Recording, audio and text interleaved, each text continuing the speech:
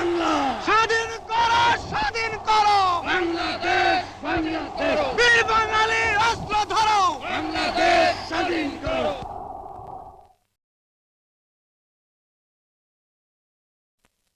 স্বাধীন বাংলার জাতির পিতা, স্বাধীন বাংলার জাতির পিতা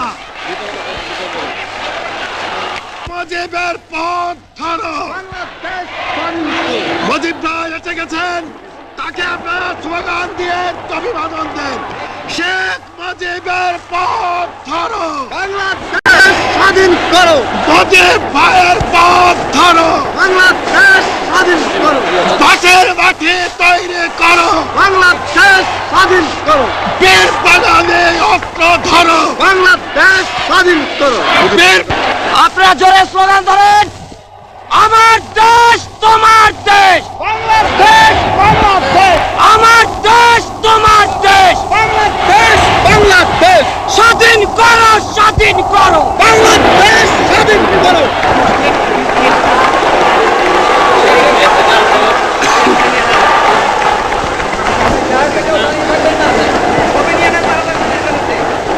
ভাইরা আমার, আজ দুঃখ ভারাক্রান্ত মন নিয়ে আপনাদের সামনে হাজির হয়েছি। আপনারা সবই জানেন এবং বোঝেন আমরা আমাদের জীবন দিয়ে চেষ্টা করেছি, কিন্তু দুঃখের বিষয় আজ ঢাকা, চট্টগ্রাম, খুলনা, রাজশাহী, রংপুরে আমার ভাইয়ের রক্তে রাজপথ রঞ্জিত হয়েছে। আজ বাংলার মানুষ মুক্তি চায়, বাংলার মানুষ বাঁচতে চায়, বাংলার মানুষ তারা আজ তার অধিকার চায়। কিন্তু দুঃখের বিষয়, আজ দুঃখের সঙ্গে বলতে হয় 23 বছরের করুণ ইতিহাস, বাংলার অত্যাচারের, বাংলার মানুষের রক্তের ইতিহাস, 23 বছরের ইতিহাস, মুমূর্ষ নরনারীর আর্তনাদের ইতিহাস, বাংলার ইতিহাস, এদেশের মানুষের রক্ত দিয়ে রাজপথ রঞ্জিত করার ইতিহাস। 1952 সালে রক্ত দিয়েছি, 1954 সালে নির্বাচনে জয়লাভ করেও আমরা গদিতে বসতে পারি নাই। 1958 সালে আইয়ুব খান মার্শাল জারি করে 10 বছর পর্যন্ত আমাদের গোলাম করে রেখেছে। 1967 সালে 6 দফার আন্দোলনে 7ই জুনে আমার ছেলেদের গুলি করে হত্যা করা হয়েছে। 1969 আন্দোলনে আইয়ুব খানের পতন হওয়ার পরে যখন ইয়াহিয়া খান সাহেব সরকার নিলেন, তিনি বললেন দেশে শাসনতন্ত্র দেবেন, গণতন্ত্র দেবেন, আমরা মেনে নিলাম। তারপরে অনেক ইতিহাস হয়ে গেল, নির্বাচন হলো। আপনারা জানেন দোষ কি আমাদের? আজকে আমি প্রেসিডেন্ট ইয়াহিয়া খান সাহেবের সঙ্গে দেখা করেছি, আপনারা জানেন, আলাপ আলোচনা করেছি। আমি শুধু বাংলার নয়, পাকিস্তানের মেজরিটি পার্টির নেতা হিসাবে তাকে অনুরোধ করলাম 15ই ফেব্রুয়ারি তারিখে আপনি জাতীয় পরিষদের অধিবেশন দেন। তিনি আমার কথা রাখলেন না, তিনি রাখলেন ভুট্টো সাহেবের কথা। তিনি বললেন প্রথম সপ্তাহে মাসে হবে, তিনি মানে নিলেন। আমরা বললাম ঠিক আছে, আমরা অ্যাসেম্বলিতে বসবো, আমরা আলোচনা করব। আমি বললাম বক্তৃতার মধ্যে, অ্যাসেম্বলির মধ্যে আলোচনা করব। এমনকি আমি এ পর্যন্ত বললাম যদি কেউ ন্যায্য কথা বলে, আমরা সংখ্যায় বেশি হলেও একজন যদিও সে হয়, তার ন্যায্য কথা আমরা মেনে নেব। আসুন বসি, আমরা আলাপ করে শাসনতন্ত্র তৈরি করি। তিনি বললেন পশ্চিম পাকিস্তানের মেম্বাররা যদি এখানে আসে তাহলে কসাইখানা হবে অ্যাসেম্বলি। যদি কেউ অ্যাসেম্বলিতে আসে তাহলে পেশোয়ার থেকে করাচি পর্যন্ত দোকান জোর করে বন্ধ করা হবে, তারপরেও যদি কেউ আসে তাকে সন্ন্যাসার করা হবে। আমি বললাম অ্যাসেম্বলি চলবে। তারপরে হঠাৎ 1 তারিখে অ্যাসেম্বলি বন্ধ করে দেওয়া হলো। কি পেলাম আমরা? যে আমার পয়সা দিয়ে অস্ত্র কিনেছি বহিঃশত্রু আক্রমণ থেকে দেশকে রক্ষা করার জন্য, আজ সেই অস্ত্র ব্যবহার হচ্ছে আমার দেশের গরিব দুঃখী নিরস্ত মানুষের বিরুদ্ধে। তার বুকের উপরে হচ্ছে গুলি। আমরা পাকিস্তানের সংখ্যাগুরু, আমরা বাঙালিরা যখনই ক্ষমতায় যাওয়ার চেষ্টা করেছি, যখনই এদেশের মালিক হবার চেষ্টা করেছি, তখনই তারা আমাদের উপর ঝাঁপিয়ে পড়েছেন। তারা আমাদের ভাই।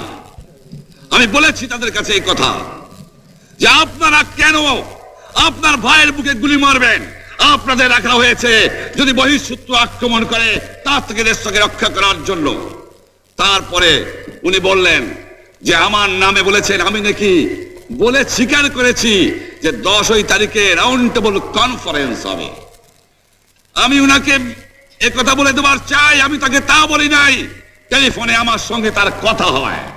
তাকে আমি বলেছিলাম, জনাব ইয়াহিয়া খান সাহেব, আপনি পাকিস্তানের প্রেসিডেন্ট, দেখে যান, ঢাকায় আসেন কিভাবে আমার গরিবের উপরে, আমার বাংলার মানুষের বুকের উপরে গুলি করা হয়েছে, কি করে আমার মায়ের কোল খালি করা হয়েছে, কি করে মানুষকে হত্যা করা হয়েছে।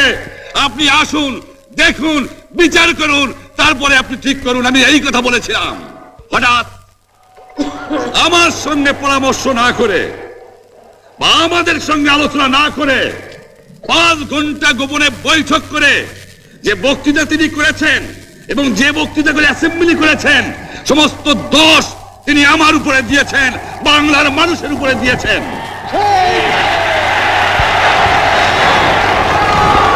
আমি পরিষ্কার মিটিংয়ে বলেছি যে এবারের সংগ্রাম আমার মুক্তির সংগ্রাম, এবারের সংগ্রাম স্বাধীনতার সংগ্রাম। আমার 25 তারিখে অ্যাসেম্বলি কল করেছে, রক্তের দাগ শুকায় নাই। আমি 10 তারিখে বলে দিয়েছি যে ওই শহীদের রক্তের উপর দিয়ে পাড়া দিয়ে আরটিসিতে মুজিবুর রহমান যোগদান করতে পারে না। অ্যাসেম্বলি কল করেছেন, আমার দাবি মানতে হবে। প্রথম, সামরিক আইন মার্শাল ল উড্র করতে হবে। সমস্ত সামরিক বাহিনীর লোকদের ব্যারাকে ফেরত দিতে হবে। যেভাবে হত্যা করা হয়েছে তার তদন্ত করতে হবে। আর জনগণের প্রতিনিধির কাছে ক্ষমতা হস্তান্তর করতে হবে। তারপরে বিবেচনা করে দেখব আমরা অ্যাসেম্বলিতে বসতে পারবো কি পারবো না। এর পূর্বে অ্যাসেম্বলিতে বসার, আমরা অ্যাসেম্বলিতে বসতে আমরা পারি না। জনগণ সে অধিকার আমাকে দেয় নাই। ভাইয়েরা আমার, তোমরা আমার উপর বিশ্বাস আছে? আমি প্রধানমন্ত্রিত্ব চাই না, আমরা দেশের মানুষের অধিকার চাই। আর যদি একটা গুলি চলে, আর যদি আমার লোকের উপর হত্যা করা হয়, তোমাদের উপর কাছে আমার অনুরোধ রইল, প্রত্যেক ঘরে ঘরে দুর্গ গড়ে তোলো। তোমাদের যা কিছু আছে তাই নিয়ে শত্রুর মোকাবেলা করতে হবে এবং জীবনের তরে রাস্তাঘাট যা যা আছে সবকিছু আমি যদি হুকুম দেবার নাও পারি, তোমরা বন্ধ করে দেবে। তোমরা আমার ভাই, তোমরা ব্যারাকে থাকো, কেউ তোমাদের কিছু বলবে না, কিন্তু আর আমার বুকের উপর গুলি চালাবার চেষ্টা করো না, ভালো হবে না। 7 কোটি মানুষকে চাপায় রাখতে পারবো না। আমরা যখন মরতে শিখেছি তখন কেউ আমাদের দবাতে পারবে না। যে পর্যন্ত আমার এই দেশের মুক্তি না হবে, খাজনা ট্যাক্স বন্ধ করে দেওয়া হলো, কেউ দেবে না। তবে অনুরোধ করছি, আপনারা আমাদের ভাই।